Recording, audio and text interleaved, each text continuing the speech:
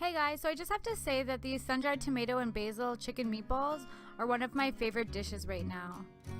Go ahead, give them a try. So you want to start off with 6 basil leaves and 8 sun-dried tomatoes out of the can or jar.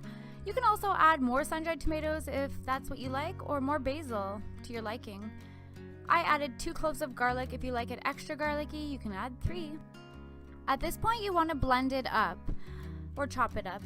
But in hindsight, I think next time I'll probably use a mortar and pestle. I think that would work even better. It would be a little bit more arm work, but I feel like it would blend up a lot nicer and the flavors would probably be even more potent. So I was having a little bit of a hard time mixing it up, so I added a little bit of olive oil.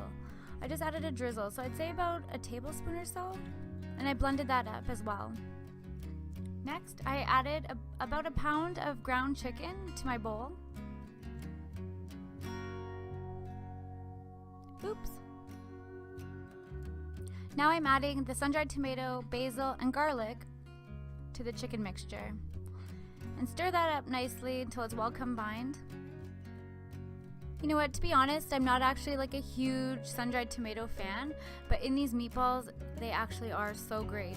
And they're just the right combination of flavors, I find. Next, I'm adding 2 beaten eggs. Now for seasonings, I'm gonna add half a teaspoon of paprika. I'm using smoked paprika. It just gives it a really good flavor, but not too much, so it's overpowering. Same thing with the cayenne, except for I'm only doing a slight pinch. I don't really want my meatballs to be spicy, I just want to give them a little kick. But hey, if you like spicy, go ahead and put more in.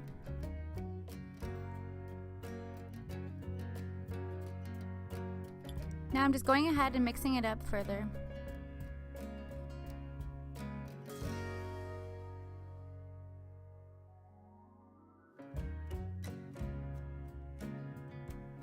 Wait a minute, we can't forget the pepper and the salt.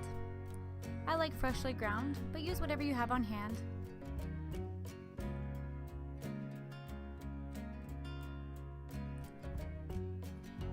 In the end, I found my mixture a little bit too moist, so I ended up adding a 1/4 cup of ground almond, also known as almond flour.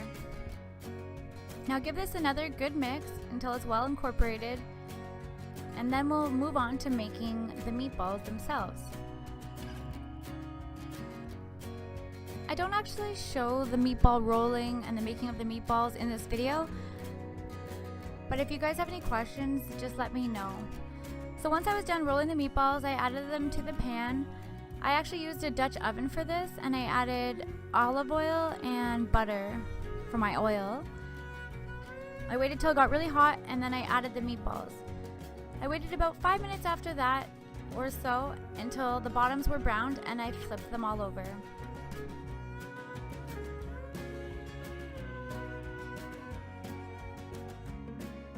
After a few more minutes, they should look something like this, and you want to set your timer for 10 minutes and your oven to 375. After 10 minutes or so in the oven, they should look something like this. Now we're ready to make our side dish. For me, I use spaghetti squash. And I love spaghetti squash, especially with some butter and feta cheese. And feta cheese goes perfectly with the sun-dried tomatoes, so I thought, why not give it a try.